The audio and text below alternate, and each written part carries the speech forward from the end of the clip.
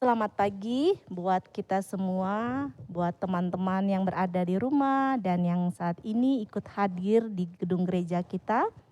Mari kita bangkit berdiri.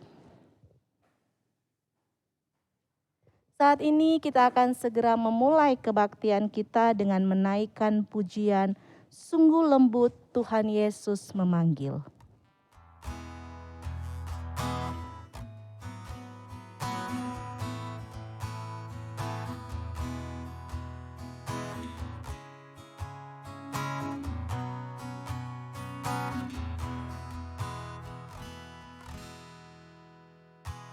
Sungguh lembut Tuhan Yesus memanggil, memanggil aku dan kau.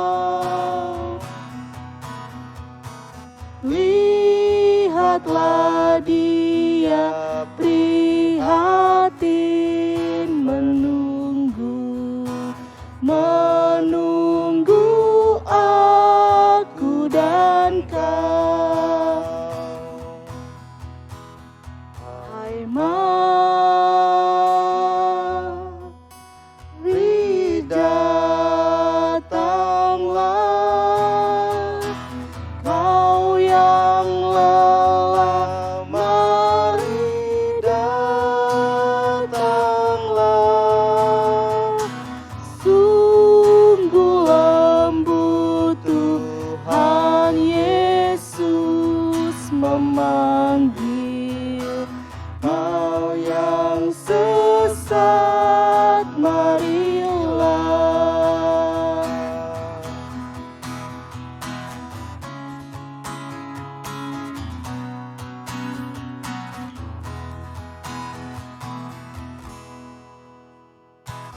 Janganlah ragu, Tuhanmu mengajak, mengajak aku dan kau. Jangan enggan menerima kasih-Nya terhadap aku dan kau. Hai mari datanglah, kau yang lelah, mari datanglah. Sungguh lembut Tuhan Yesus memanggil, kau yang sesat, marilah.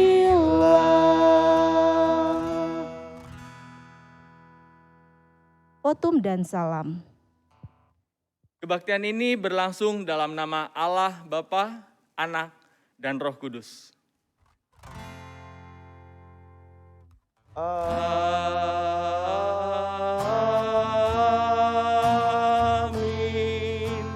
Amin. Amin.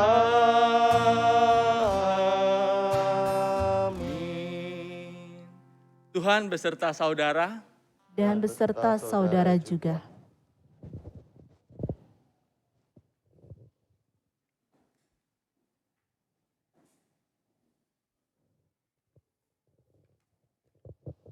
Strawberry Generation, apa itu? Kenapa bukan melon, bukan nanas, pepaya, atau buah-buahan lainnya? Karena istilah ini kayaknya kurang familiar. Bahkan kemarin ada satu anggota remaja bertanya, apa bedanya Kak dengan sandwich generation? Nah, hari ini kita diajak untuk lebih memahaminya secara mendalam lewat firman Tuhan yang akan disampaikan oleh Kak Gilbert. Dan semoga kita semakin dimampukan untuk melihat proses pertumbuhan yang kita alami sampai hari ini. Mari kita kembali menaikkan pujian Anggur Baru.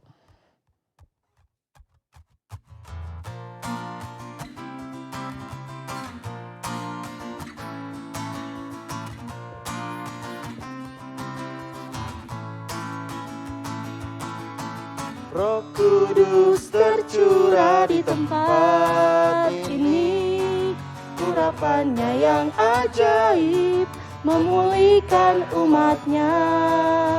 Roh Kudus tercurah bagi gerejanya, membangkitkan umat pilihannya. Hari inilah harinya Tuhan, saat pembebasan tiba. Belenggu dosa telah dipatahkan, mari bersorak bagi Dia. Anggur baru tercurah, penuhi umatnya dengan sukacita. Minyak baru tercurah, urapi umatnya, nyata kuasanya.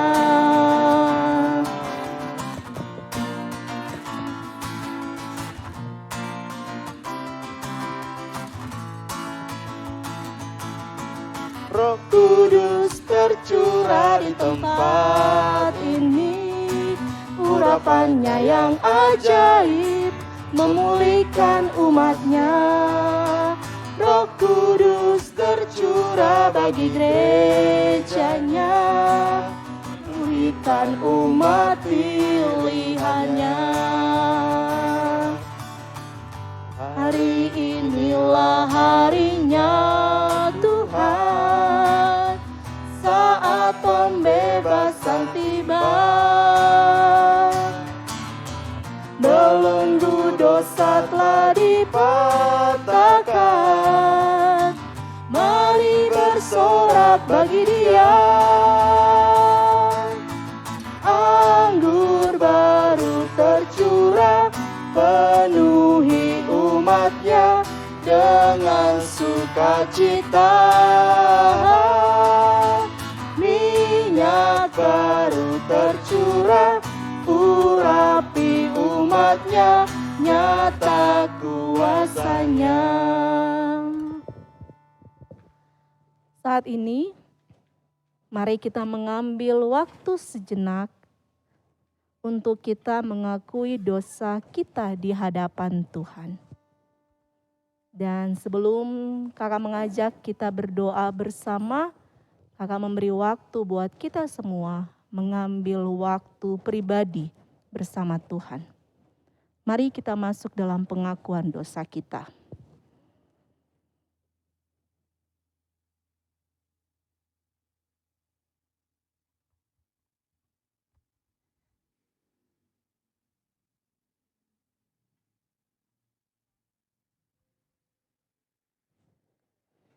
Tuhan, ini kami kembali datang secara rutin kepada Engkau di hari Minggu untuk menyatakan pengakuan dosa kami.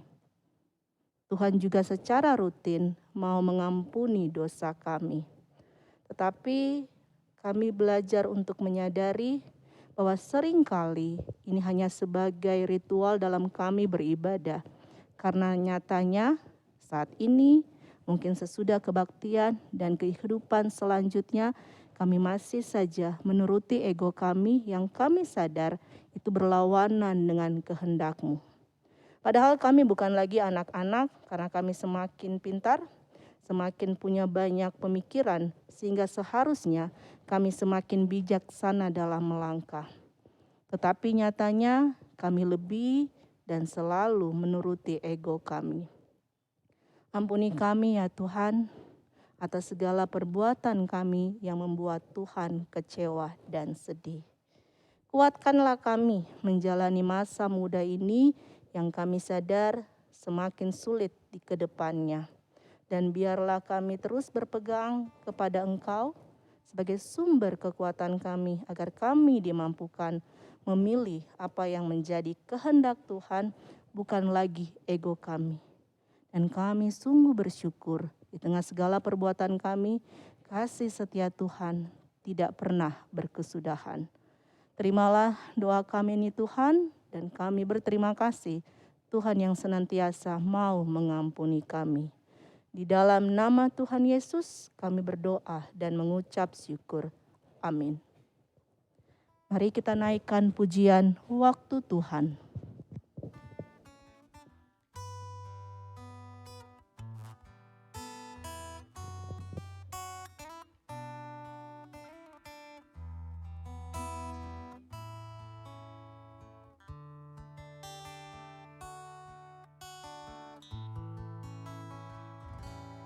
Bila kau izinkan sesuatu terjadi,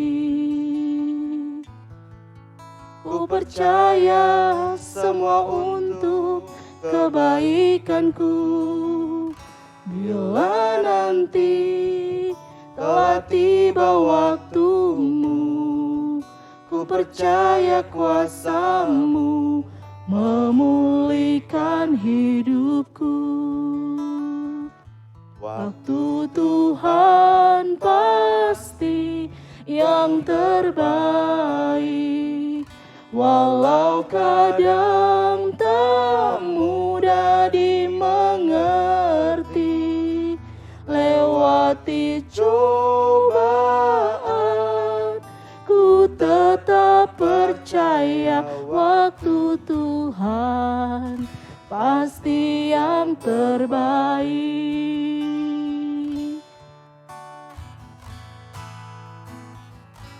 Bila kau izinkan sesuatu terjadi, ku percaya semua untuk kebaikanku. Bila nanti telah tiba waktumu, ku percaya kuasa-Mu memulihkan hidupku. Waktu Tuhan pasti yang terbaik, walau kadang tak mudah dimengerti. Lewati cobaan, ku tetap percaya waktu Tuhan pasti yang terbaik. Mari kita bangkit berdiri.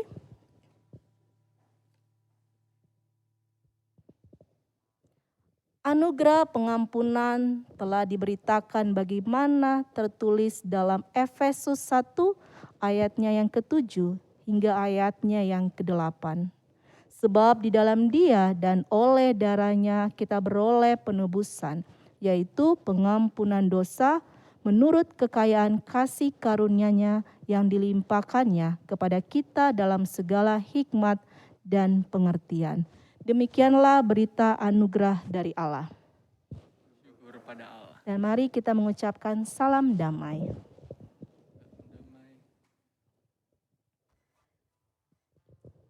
Dan saat ini kita akan menyiapkan hati dan pikiran kita. Kita mengangkat pujian, di saat ini ku angkat tembang untuk memasuki firman Tuhan.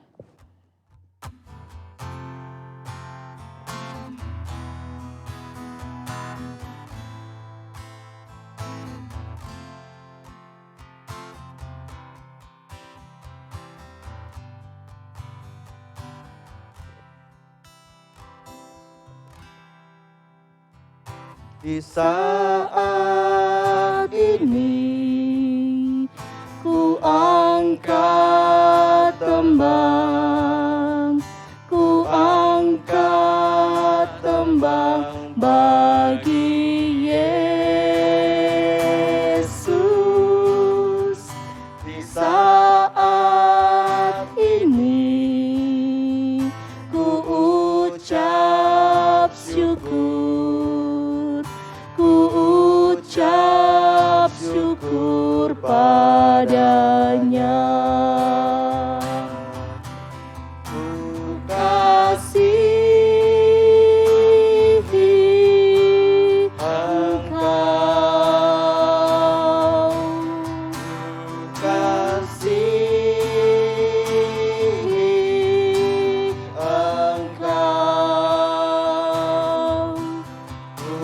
kasihi Engkau, Yesus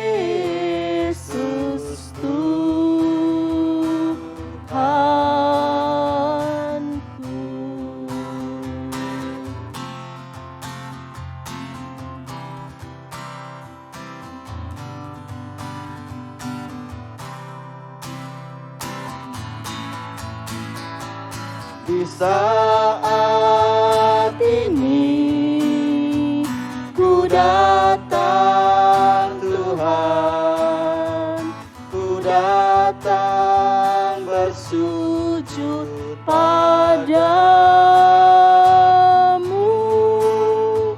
Di saat ini Engkau ku sembah, Engkau ku sembah ya Tuhan. Ku kasihi Engkau, ku kasihi Engkau, ku kasihi Engkau, Yesus Tuhanku.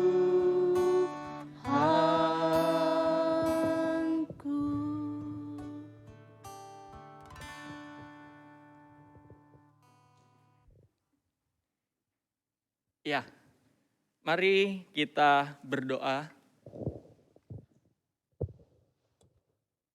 Kami berterima kasih pada Engkau ya Bapa, dan kami ingin sekali renungan firman ini.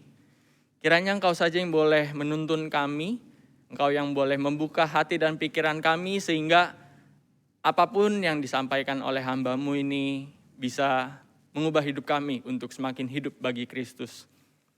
Dan kiranya Engkau juga boleh memimpin hamba-Mu yang akan menyampaikan firman. Biarlah apapun yang disampaikannya itu menjadi sesuatu yang seturut dengan kehendak-Mu saja ya Bapa. Kami serahkan seluruh pembacaan dan perenungan firman ini ke dalam satu nama Tuhan kami Yesus Kristus, Juru Selamat kami yang hidup. Amin. Ya, teman-teman dan Bapak Ibu sekalian, sebelumnya kita akan melihat dulu nih, tema hari ini itu adalah Strawberry Generation, yang tadi sempat dibahas sedikit oleh Kak Joyce. Ya mungkin ada juga teman-teman yang bingung kenapa nggak Sandwich Generation, karena mungkin lebih sering dengar Sandwich Generation ya. Tapi untuk sebelum kita masuk lebih lanjut terkait dengan tema yang akan kita dalami hari ini, kita akan baca firman Tuhan dulu dari Yosua 1, ayatnya yang pertama sampai yang ke-9. Yosua 1, ayat 1 sampai 9, saya akan bacakannya bagi kita semua. Perintah Tuhan kepada Yosua untuk merebut tanah Kanaan. Sesudah Musa, hamba Tuhan itu mati, berfirmanlah Tuhan kepada Yosua bin Nun, abdi Musa itu demikian.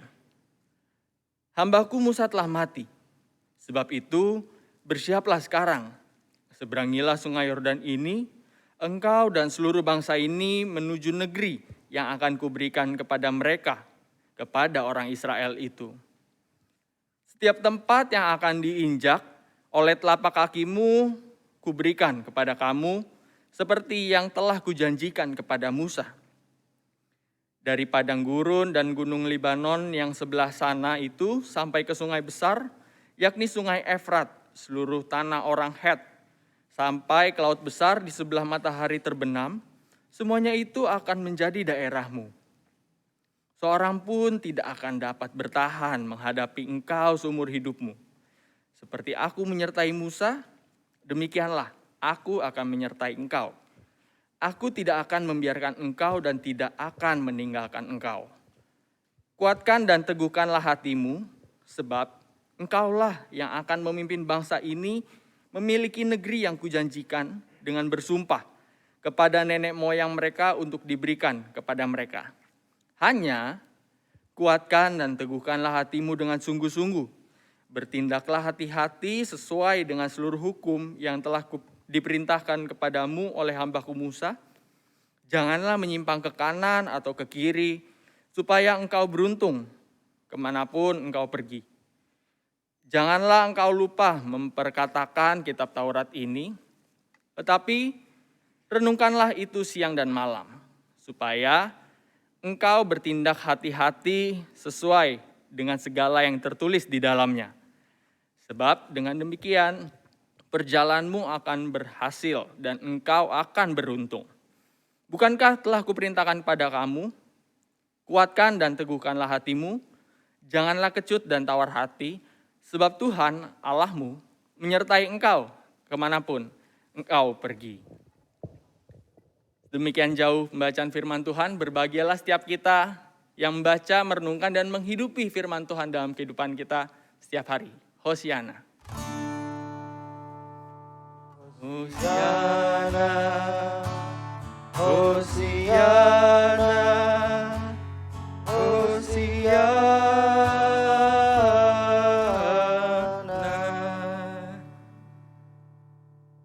Ya, teman-teman, boleh next, Aryan? Ya, ini terkait dengan tadi ada yang bingung strawberry, kenapa bukan sandwich. Jadi pertama-tama, ini adalah soal buah stroberinya itu sendiri. Si manis yang sensitif. Apa yang biasanya terlintas di pikiran kita ketika kita melihat buah stroberi? Merah, biasanya kita melihat merah, terus abis itu kita juga melihatnya kayaknya melambangkan suatu kemanisan, sesuatu yang sweet banget ya. Karena ada juga yang warnanya pink, jadi kita ngelihatnya sebagai sesuatu yang enak kayaknya buat tidak hanya dilihat, tapi rasanya juga enak untuk dimakan. Bahkan beberapa produk susu pun juga mengeluarkan rasa stroberi sebagai varian rasanya. Jadi stroberi ini merupakan buah yang terkenal enaknya. Cuman di satu sisi, stroberi juga adalah buah yang sangat sensitif. Jadi stroberi ini ketika pertumbuhannya itu tetap harus dijaga karena tergesek dikit, bergetar sedikit, tidak bisa bertumbuh dengan baik. Jadi benar-benar harus dijaga. Nah inilah menunjukkan bahwa buah stroberi ini tuh rapuh. Memang manis, memang enak, tapi ternyata ada rapuhnya juga ketika ia tergesek sedikit atau bergetar sedikit kayak gitu.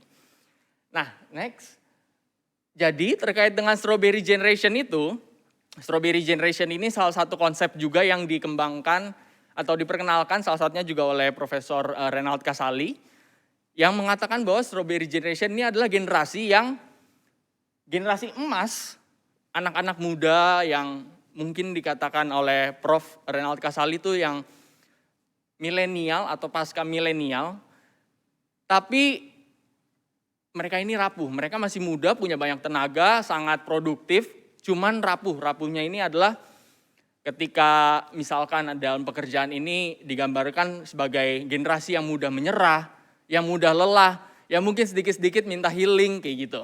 Yang stresnya itu sangat terasa gitu. Tidak untuk mengalami stres itu tidak butuh waktu yang lama, sangat cepat sehingga bisa stres kayak gitu. Inilah strawberry generation yang akan kita bahas karena pada minggu hari ini adalah minggu Prapaskah yang terakhir sebelum kita masuk ke dalam Kamis Putih, Jumat Agung, dan Paskah. Jadi kita perlu juga untuk memahami kerapuhan kita dan bagaimana kita bisa menghadapi kerapuhan tersebut sehingga pada akhirnya kita bisa memaknai dengan penuh Jumat Agung dan Paskah pada minggu depan kayak gitu. Ya, tapi sebelumnya ini berbicara tentang kerapuhan, saya boleh minta teman-teman untuk membuka device kita, HP kita, smartphone kita, boleh ganti ke Google Chrome. Kita buka menti.com. Menti.com, MENTI.com. menti.com, dan nah ini. Kita buka menti.com dan kita tulis kodenya itu adalah 1301 9415. 1301 9415. 13019415. Di situ ada tulisan merasa rapuh ketika, dan itu di bawahnya ada 3 kolom yang bisa teman-teman isi. Teman-teman itu merasa rapuh itu ketika apa sih? Mungkin ada yang ketika merasakan sesuatu. Apakah bisa teman-teman? Keluar? Oke. Merasa rapuh ketika, bisa isi 3, bisa isi 2, bisa isi 1 pun juga it's okay teman-teman. Nanti kita akan melihat juga di depan sebagian besar atau kita semua nih kebanyakan isinya apa. Dan tidak akan tertulis namanya, misalkan teman-teman ada yang bilang merasa rapuh ketika diputusin pacar, nggak akan ditulis itu namanya siapa kok. Jadi aman, semuanya rahasia terjamin. Nah ketika dicuekin doi, bener kan, belum apa-apa udah. Ya, ada lagi, mungkin silakan teman-teman isi, mungkin kita tunggu sekitar 2 menit, 3 menit kali ya. Oke, dikecewain. Ketika nggak punya uang, ketika dihianatin, wah ini kayaknya rasa kepercayaan nih buat yang menulis nih satu hal yang penting ya. Ketika tugas nggak beres-beres, oke ini terkait dengan tanggung jawab. Ketika tugas nggak beres-beres tuh teman-teman mungkin merasa rapuh. Kita bisa lihat juga ketika nilai jelek, oke. Merasa rapuh ketika nilai jelek, mungkin karena setelah itu akan menghadapi sesuatu yang berat kali ya, karena nilai jelek itu. Merasa rapuh ketika nggak punya teman, ketika kecewain ortu. Oke ini teman-teman banyak banget nih kerapuh alasan-alasan kenapa kita merasa rapuh ya. Kesepian, tugas numpuk, tugas nggak beres-beres, dikecewain. Ada juga FOMO, fear of apa MO-nya aku lupa. Oke, iya itu. Kerjaan dikejar target, ditekan orang tua, oke. Iya, dibandingkan dengan yang lain, ya emang itu nyakitin sih ketika dibanding-bandingin ya. Apalagi kalau misalnya dibandingin sama orang yang kita depends on banget, seorang yang kita bersandar banget, kayaknya cukup menyakitkan. Iya, ini kurang lebih yang teman-teman tulis, alasan kenapa rapuh. Tapi yang ketika teman-teman menjawab dengan ketika teman-teman menjawab dengan sering kata misalkan dikecewain. Nah dikecewain ini menjadi satu kata yang besar, berarti ada sekitar 1 orang, 2 orang, atau 3 orang, atau itu adalah jawaban terbanyak dari teman-teman. Alasan kenapa teman-teman rapuh. Jadi dikecewain dan kesepian ini menjadi alasan yang cukup besar ya, yang mempengaruhi teman-teman sehingga teman-teman bisa mengalami kerapuhan. Kita bisa tahu juga, dan ini mungkin juga menjadi tugas juga bagi kita semua, tidak hanya tugas bagi Kak Joyce dan Kak Febri, untuk bisa saling mengenal satu dengan yang lain. Kita tahu nih, oh ternyata teman kita ada yang rapuh karena ini nih, karena tugas jelek, nilainya jelek, atau karena dikecewain. Dan akhirnya kita bisa mengenal nih, oke gimana caranya supaya kita bisa membantu teman kita yang sedang rapuh ini. Ya mungkin ketika kita melihat teman kita stres, atau kita ngelihat teman kita udah mulai diem-diem aja, nah itu kita mungkin bisa datang menanyakan, ya mungkin alasannya diem-diem aja tuh ada di sini salah satunya, kayak gitu. Ya teman-teman, kita sudah tahu, dan paling tidak saya mengapresiasi untuk teman-teman semua. Tepuk tangan dulu untuk kita semua. Karena kita mau men-sharekan, membagikan apa yang menjadi kerapuhan kita. Ya teman-teman, kita balik lagi ke PowerPoint-nya. Terima kasih Aryan, sudah boleh membantu. Next.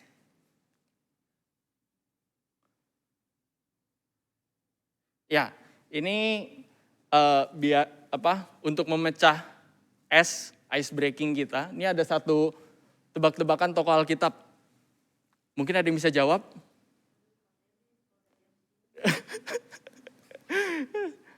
Ada yang bisa jawab? Ini ada 2 gambar. Kira-kira apa yang menjadi jawaban dari 2 gambar ini?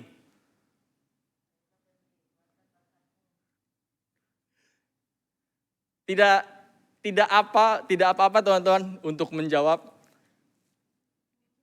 Karena tadi nggak ada alasan kan, rapuh karena menjawab salah. Mungkin karena nilai jelek, oke. Tapi ini kan nggak ada nilainya teman-teman. Jadi persilakan teman-teman untuk menjawab apapun itu.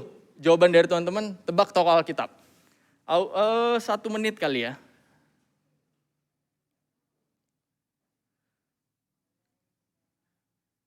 Ada 2 gambar yang disatukan. Ini jadi satu nama tokoh Alkitab. Ada di Perjanjian Lama. Clue selanjutnya. Ini mantap sekali, Kak Febri. Kenapa tuh?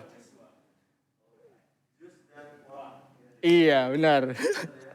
Benar, tepuk tangan untuk Kak Febri. Itu dia benar. Yang satu gambar pertama itu adalah jus, gambar yang kedua itu adalah WA. Jadi Joshua, akhirnya jadi Joshua. Benar, terima kasih Kak Febri. Kita akan membahas dari sosok pribadi Yosua ini. Kenapa akhirnya kerapuhan ini menjadi satu hal yang berkaitan dengan Yosua. Next.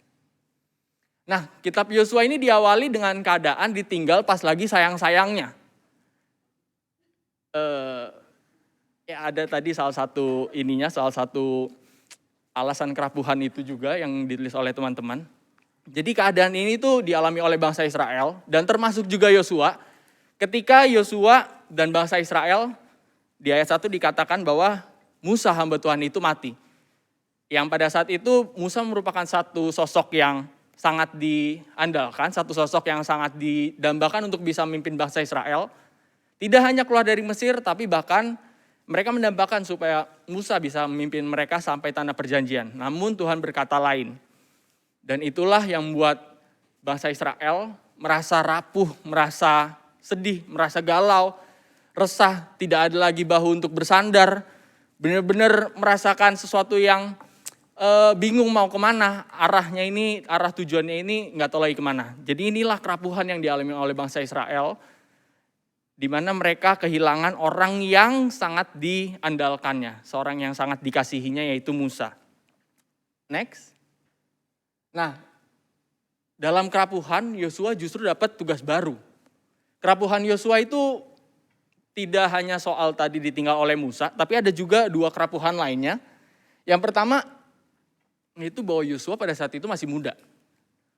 Yosua adalah pribadi yang masih muda, yang mungkin juga dipandang sebelah mata karena pada kitab-kitab sebelumnya dikatakan ketika Yosua dan Kaleb memiliki suara yang berbeda dengan 10 pengintai lainnya, ketika mengintai tanah Kanaan, disitulah Kaleb dan Yosua memiliki pandangan yang berbeda di tengah bangsa Israel.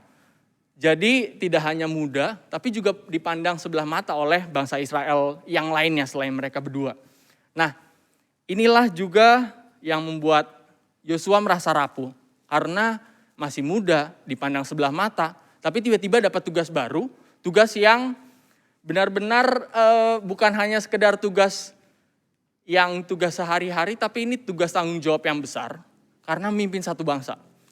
Mungkin kita bisa membayangkan bagaimana ketika kita dipercayakan oleh wali kelas kita mungkin, bagaimana kita menjadi ketua kelas, atau mungkin bagi yang sudah bekerja, kita bisa membayangkan bagaimana kita yang masih muda tiba-tiba diberikan pekerjaan, suatu pekerjaan langsung dijadikan direktur di dalam suatu perusahaan. Ada perasaan enaknya, cuman di satu sisi juga merasakan ya ini satu tanggung jawab besar. Apakah saya bisa melaluinya? Apakah saya bisa mengerjakannya? Itu juga yang dialami oleh Yosua. Yosua memahami dirinya bahwa Yosua ini tidak mampu karena kemudaannya. Karena kemampuannya ini beda sekali dengan Musa, sosok pemimpin sebelumnya. Dan itulah yang buat Yosua juga minder. Tidak hanya itu, bangsa yang dipimpin oleh Yosua ini juga adalah bangsa yang tegar tengkuk. Bangsa yang suka protes, bangsa yang suka mengeluh. Dan ini yang membuat Yosua semakin bingung lagi, Yosua semakin resah lagi. Tuhan, apa yang harus aku lakukan? Aku memimpin satu bangsa besar, tapi bangsa ini juga mungkin untuk taat sama Musa, pemimpin sebelumnya aja itu sulit. Apalagi untuk mendengarkan saya. Ini benar-benar satu tanggung jawab yang sangat besar. Dan itu juga yang membuat Musa merasakan kerapuhan itu. Next. Tapi Tuhan memberikan janjinya. Kita bisa melihat teman-teman bahwa ada 3 janji Tuhan. 3 janji Tuhan ini kita bisa lihat dalam bacaan kita hari ini. Yang pertama itu di ayat 3-4. Bahwa Tuhan ini menjanjikan bahwa Yosua dan bangsa Israel ini akan menempati segala tempat yang diinjak oleh kaki mereka. Oleh kaki Yosua. Kalau di sini dikatakan dari padang gurun atau gunung Libanon, sebelah sana sampai sungai besar, sungai Efrat, sampai ke laut besar di sebelah matahari terbenam, benar-benar daerah yang luas. Ternyata janji Tuhan ini merupakan suatu motivasi juga bagi Yosua. Bahwa Tuhan ini tidak hanya memberikan satu wilayah yang kecil, tapi ternyata akan memberikan satu wilayah yang besar. Memberikan tanah-tanah yang pada saat itu dimiliki oleh bangsa-bangsa lain yang mungkin perlu terjadi peperangan atau perlu menghadapi tantangan yang besar untuk menempati tempat-tempat tersebut. Tapi Tuhan menjanjikannya. Dan yang kedua, bahwa Tuhan juga berjanji bahwa tidak akan ada yang sanggup menghadapi Yosua. Itu ada di dalam ayatnya yang kelima. Seorang pun tidak akan dapat bertahan menghadapi engkau seumur hidupmu. Jadi Tuhan juga menjanjikan bahwa gak usah takut Yosua. Siapapun lawanmu, gak akan ada yang sanggup lawan engkau. Ini kata Tuhan. Ini menjadi satu semangat juga bagi Yosua di tengah kerapuhannya. Dan yang ketiga, bahwa Tuhan akan menyertai Yosua seperti halnya Tuhan beserta dengan Musa. Yang itu juga ada di dalam ayatnya yang kelima. Bahwa seperti aku menyertai Musa, demikianlah aku akan menyertai engkau. Aku tidak akan membiarkan engkau dan tidak akan meninggalkan engkau. Apa rasanya teman-teman? Ketika kita sedang rapuh, ketika kita sedang sedih, ketika kita sedang minder, putus asa. Tapi tiba-tiba ada seorang yang semangatin. Atau mungkin kita bisa membayangkannya lebih dekat. Ketika kita dapat nilai jelek seperti tadi. Terus tapi justru ternyata orang tua kita bilang, semangat ya, gak apa-apa kok. Nilaimu seperti itu. Tapi yang penting ke depannya lebih baik ya. Apa rasanya?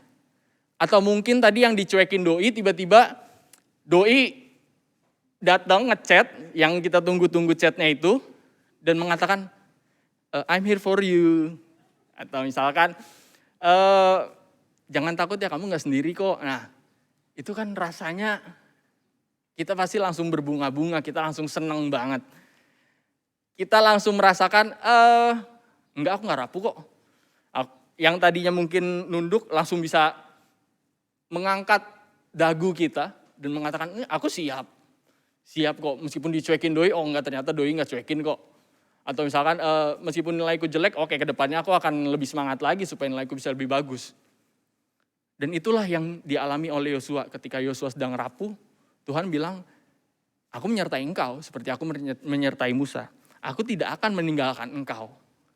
Jadi ketika kerapuhan ditanggapi dengan pemberian semangat, kerapuhan itu justru akan menjadi suatu hal yang kita kesampingkan dulu dibandingkan dengan rasa semangat kita. Kita akan menjadi lebih semangat lagi. Apalagi disemangatin sama orang yang kita inginkan atau orang yang kita cintai.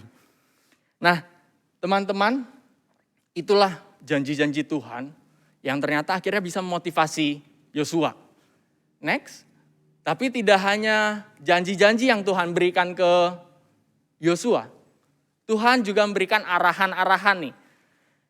Yang tadinya Yosua bingung, Yosua ketika memimpin satu bangsa, bangsa Israel, bangsa yang dikatakan tegar tengkuk. Tapi ternyata Tuhan memberikan arahannya, Tuhan tidak lepas tangan. Tuhan justru menunjukkan bahwa selain mengatakan I'm here for you dan aku gak akan meninggalkan engkau, Tuhan juga memberikan arahannya. Dan arahannya itu bisa kita lihat bahwa yang pertama, bertindaklah hati-hati sesuai dengan seluruh hukum yang diperintahkan. Terus yang kedua, jangan menyimpang ke kanan atau ke kiri. Dan yang ketiga, jangan lupa memperkatakan kitab Taurat, renungkan siang malam. Dan terakhir tuh jangan kecut dan tawar hati. Jadi selain memberikan semangat, Tuhan juga memberikan arahan nih. Apa yang harus aku lakukan, apa yang harus Yosua lakukan supaya bisa memimpin bangsa Israel ke dalam tanah perjanjian. Jadi Tuhan kita ini bukan Tuhan yang ketika menciptakan sesuatu atau ketika memberikan sesuatu langsung lepas tangan. Tapi Tuhan itu terus berpartisipasi di dalam tugas-tugas yang diberikan pada kita.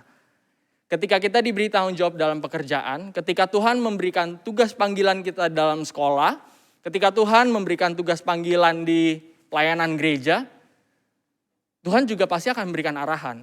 Oke, Gilbert, kamu harus melakukan ini, dan pastinya arahan-arahan tersebut tidak jauh dari firman Tuhan.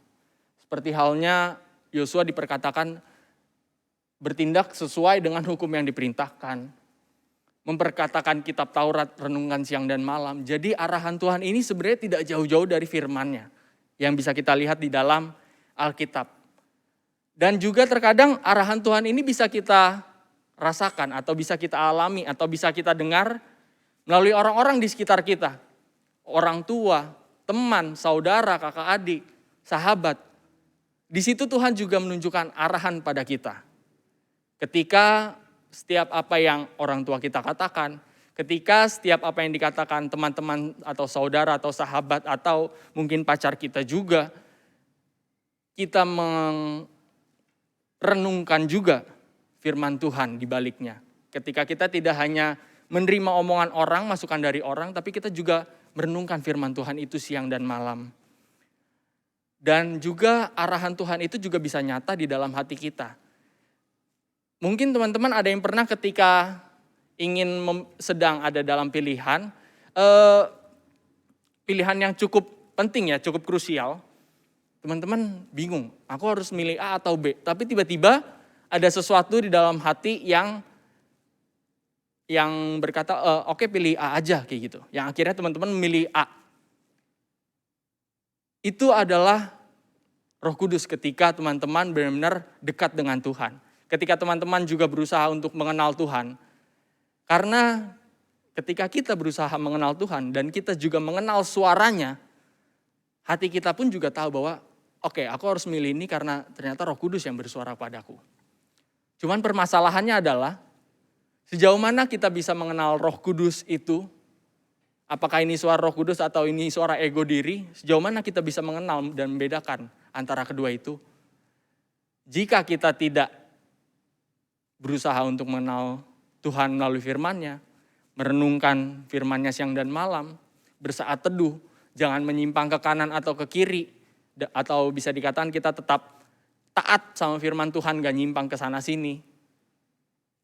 Itulah yang bisa membuat kita akhirnya bisa semakin peka dengan suara Tuhan. Next. Nah, teman-teman, jangan lupa, ketika kita ada di dalam satu kerapuhan, banyak sekali kerapuhan yang teman-teman mungkin alami saat ini atau misalkan sudah lewat atau mungkin akan teman-teman alami ke depannya. Banyak sekali mungkin yang akan membuat kita merasa rapuh. Tapi ingat bahwa Tuhan yang berjanji menyertai Yosua, yang sudah menyertai Musa, adalah Tuhan yang sama, yang juga akan menyertai kita. Kalau misalkan kita disemangatin oleh teman dekat kita disemangatin oleh sahabat kita aja kita udah seneng. Apalagi kita disemangatin oleh satu pribadi yang sangat besar, yang bahkan memiliki diri kita, yang seringkali kita sakitin juga mungkin, tapi ternyata tetap disemangatin sama pribadi tersebut. Tetap disertai sama pribadi tersebut. Dan itu adalah Tuhan yang terus berusaha menyertai kita semua. Dan juga jangan lupa bahwa Tuhan tidak membiarkan kita sendiri. Ada arahannya selalu melalui Alkitab, melalui orang sekitar, melalui suara-suara di dalam hati yang mungkin terkadang sulit kita sulit untuk bisa masuk akal. Kayaknya ini nggak make sense deh, kok tiba-tiba ada suara yang memintaku untuk melakukan ini atau itu. Cuman itu bisa menjadi make sense ketika kita mengimani bahwa itu adalah suara Tuhan. Dan juga ketika kita sudah mengenalnya, jangan sampai kita merasa bahwa ini adalah suara Tuhan, tapi ternyata itu adalah ego kita sendiri.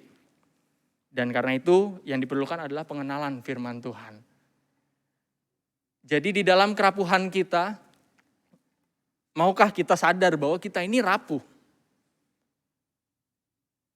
Dan setelah kita menyadari bahwa kita rapuh, maukah kita sadar bahwa kita tidak bisa berdiri sendiri dan hanya pimpinan Tuhanlah yang membuat kita menjadi kuat. Dan juga maukah kita menemani orang-orang di sekitar kita untuk menghadapi kerapuhan mereka masing-masing. Next. Dan teman-teman, sebagai penutup, ini ada satu kalau misalkan yang ada rimanya sama semua itu apa ya namanya ya? Syair ya? Oke, syair. Ada syair. Kerapuhan melahirkan banyak keluhan. Keluhan yang menumpulkan kemampuan.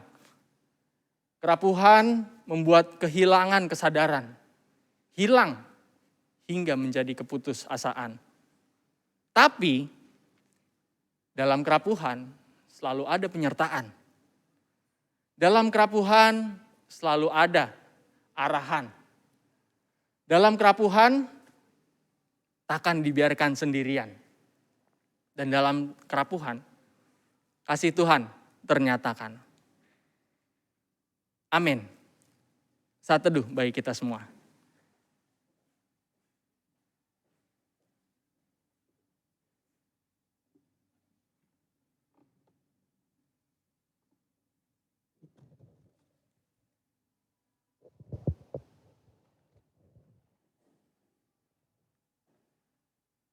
Mari kita bangkit berdiri.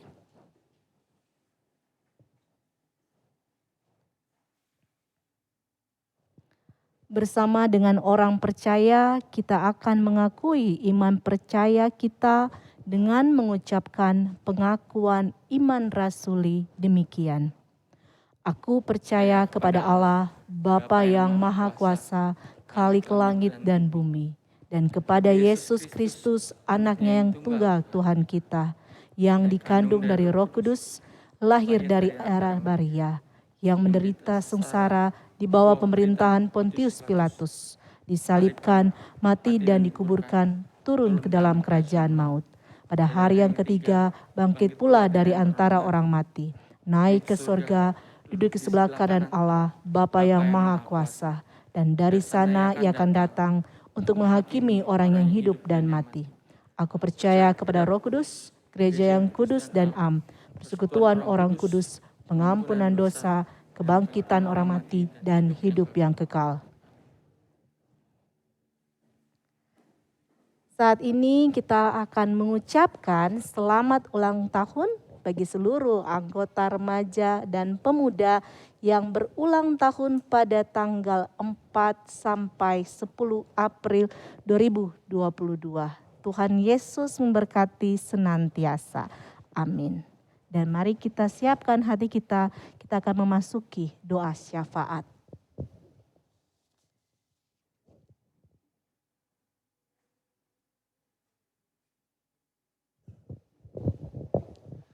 Mari kita berdoa. Bapa kami yang di surga, kami mengucap syukur ya Tuhan, jika pada hari ini kami dapat mengadakan kebaktian remaja pemuda di GKI Pasteur ini ya Tuhan. Terima kasih kami juga telah mendengar firman Tuhan ya Tuhan, dan kiranya firman Tuhan ini dapat tumbuh dalam hati kami ya Tuhan. Ya Tuhan, kami bersekutu berdoa ya Tuhan saat ini untuk Komisi Remaja Pemuda di GKI Pasteur ini ya Tuhan. Kami tahu hal yang tidak mudah bagi Komisi Remaja Pemuda melalui masa pandemi yang sudah berjalan 2 tahun ini ya Tuhan. saat ini pemerintah sudah mencanangkan untuk menjadikan pandemi ini menjadi endemi ya Tuhan. Kiranya kuatkan ya Tuhan semua dari kami, baik dari majelis, pengerja, dan anak-anak Komisi Remaja Pemuda sendiri ya Tuhan. Sehingga persekutuan ini ya Tuhan dapat tumbuh dan dapat menjadikan semua dari Komisi Remaja Pemuda ini ya Tuhan menjadi suatu alat ya Tuhan untuk bagaimana kita berjemaat, bersekutu ya Tuhan, dan terlebih menjadikan Yesus Kristus ya Tuhan sebagai pegangan iman daripada semuanya ya Tuhan. Tuhan, kami juga berdoa untuk rangkaian acara Paskah di GKI Pasteur ini ya Tuhan, di mana Komisi Remaja Pemuda juga banyak terlibat dalam pelayanan dalam rangkaian acara Paskah itu ya Tuhan. Kami berdoa untuk persiapan, untuk latihan dari Komisi Remaja Pemuda ya Tuhan. Kiranya Tuhan beri kesehatan, beri waktu, beri fokus konsentrasi pada waktu melakukan latihan ya Tuhan. Dan terlebih teman-teman, anak-anak kami bisa mengerti makna Paskah dalam diri kami semua masing-masing ya Tuhan. Pada kesempatan ini juga Tuhan kami berdoa untuk pendidikan dari anak-anak kami ya Tuhan, di mana baik di SMP, SMA maupun kuliah saat ini sedang mengalami transisi ya Tuhan dari kebaktian online menjadi kebaktian onsite secara bertahap ya Tuhan. Kiranya Tuhan persiapkan anak-anak kami ya Tuhan, baik secara psikis maupun secara fisik ya Tuhan. Transisi tersebut tentu akan berubah suatu cara sekolah, cara belajar mereka ya Tuhan. Kiranya Tuhan siapkan sehingga pada waktunya nanti jika memang masing-masing sekolah menerapkan tersebut, anak-anak kami sudah siap ya Tuhan. Kami percaya Tuhan selalu merencanakan yang terbaik bagi anak-anak kami ya Tuhan. Kami panjatkan doa yang tidak sempurna ini hanya di dalam nama-Mu saja. Amin.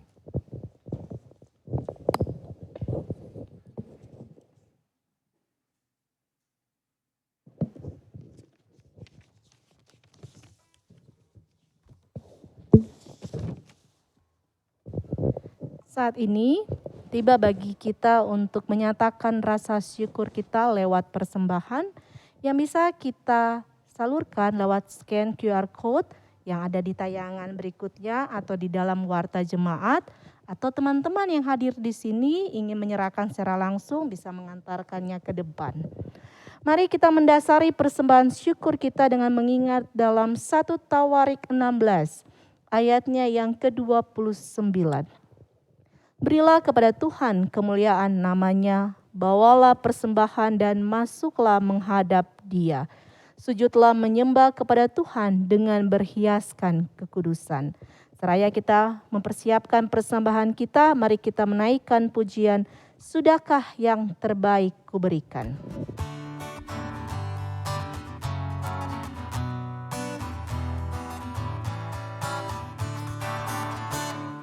Sudahkah yang terbaik ku berikan kepada Yesus Tuhanku.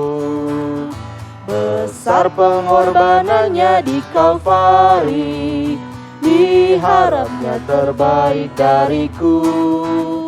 Berapa yang terhilang telah ku cari, dan ku lepaskan yang terbelenggu. Sudahkah yang terbaik ku berikan kepada Yesus Tuhanku.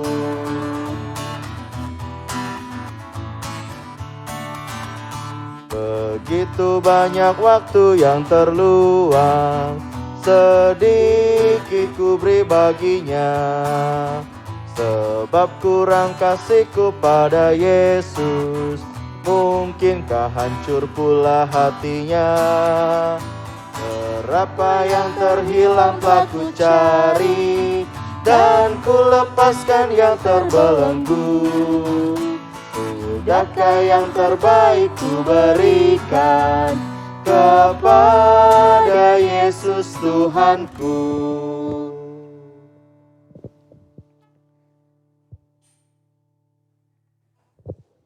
Marilah kita semua setelah kita memahami dan mengakui bahwa ternyata kita sebagai anak muda rentan dengan kerapuhan. Dan ternyata lewat kerapuhan itu Tuhan menyadarkan bahwa kita membutuhkannya senantiasa dalam setiap langkah kehidupan ini. Dan biarlah lewat perenungan yang sudah kita sama-sama maknai, kita mampu melakukannya dalam kehidupan kita sehari-hari. Dan biarlah kita terus dikuatkan bahwa Tuhan yang senantiasa beserta kita. Dan marilah sebelum kita mengakhiri kebaktian ini, kita menaikkan pujian jangan lelah untuk terus kita berkomitmen. Di tengah kerapuhan kita jangan lelah karena ada Tuhan Yesus beserta kita.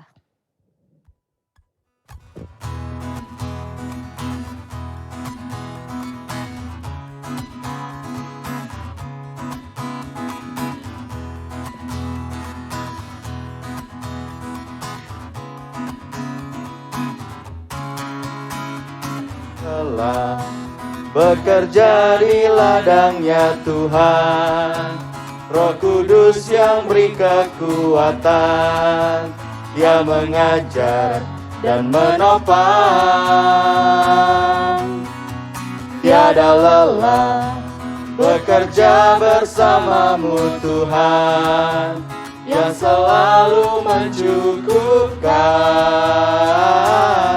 akan segalanya.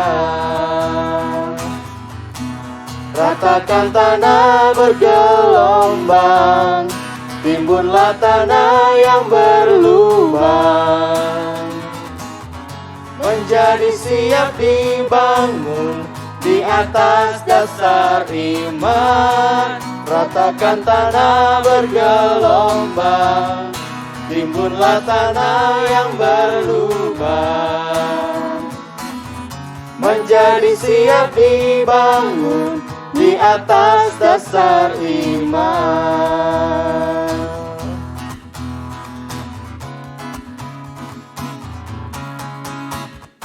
Lelah Bekerja di ladangnya Tuhan, Roh Kudus yang beri kekuatan, Dia mengajar dan menopang. Tiada lelah bekerja bersamamu Tuhan, yang selalu mencukupkan akan segalanya. Ratakan tanah bergelombang, timbunlah tanah yang berlubang, menjadi siap dibangun di atas dasar iman. Ratakan tanah bergelombang, timbunlah tanah yang berlubang, menjadi siap dibangun Di atas dasar iman. Menjadi siap dibangun dasar iman. Ya teman-teman, arahkanlah hatimu pada Tuhan. Kami mengarahkan hati kami kepada Tuhan. Jadilah saksi Kristus. Syukur kepada Allah, Terpujilah Tuhan. kini dan selamanya. Dan sekarang terimalah berkat dari Tuhan. Tuhan berkati kita dan melindungi kita. Tuhan menyinari kita dengan wajah-Nya dan memberi kita kasih karunia. Tuhan menghadapkan wajah-Nya pada kita dan memberi kita damai sejahtera. Hosiana, amin. Hosiana, Hosiana, Hosiana, Hosiana, Hosiana, amin, amin, amin.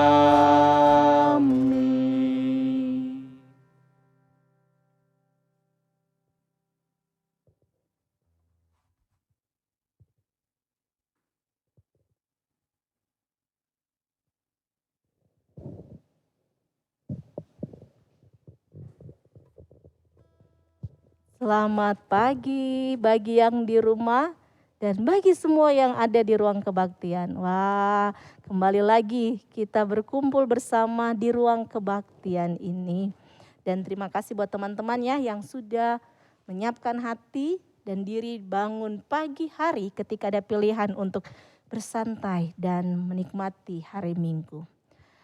Saat ini seperti yang sudah didoakan tadi, teman-teman, kita akan segera menyiapkan diri kita untuk mengambil peran dalam pelayanan di kebaktian rangkaian Paskah. Mulai dari Kamis Putih, Jumat Agung, Sabtu Sunyi, dan ibadah Paskah. Oleh karena itu, Kakak mewakili dari Komisi Remaja Pemuda, terima kasih ya untuk kesediaan pelayanannya. Dan sedikit pengumuman buat kita semua. Mulai Kamis sampai minggu depan kita akan mengikuti kebaktian umum di gereja kita. Karena kita juga selain mengikuti kebaktian kita ikut pelayanan. Dan rencananya sesudah tanggal 17 April nanti kita akan segera membuka kebaktian onsite. Di sini seperti sekarang. Jadi diharapkan kehadiran teman-temannya dan mengajak yang lain juga untuk jangan takut, mari kita datang beribadah dan jangan lupa untuk prokes. Saran masukan untuk segala kegiatan ibadah onsite sangat diharapkan karena ini kan milik kalian bersama juga. Sekian dari kakak, selamat hari Minggu, Tuhan memberkati. Hari Minggu yang di rumah, Tuhan memberkati.